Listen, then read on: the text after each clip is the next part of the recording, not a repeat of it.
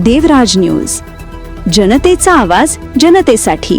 देवराज न्यूजला सबस्क्राईब करा आणि बेल आयकॉनवर क्लिक करा। 3 जानेवारी रोजी पहिल्या स्त्री शिक्षिका क्रांतीज्योती सावित्रीबाई फुले यांच्या जयंतीनिमित्त अखंड ज्योती महिला फाउंडेशनच्या वतीने भगूर येथे जनजागृतीपर उपक्रम राबविण्यात आला।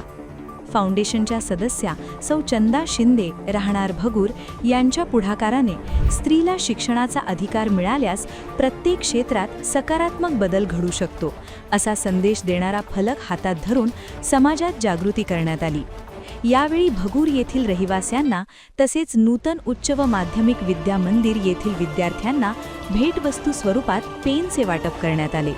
या उपक्रमातून स्त्री शिक्षणाचे महत्त्व अधोरेखित करण्यात आले।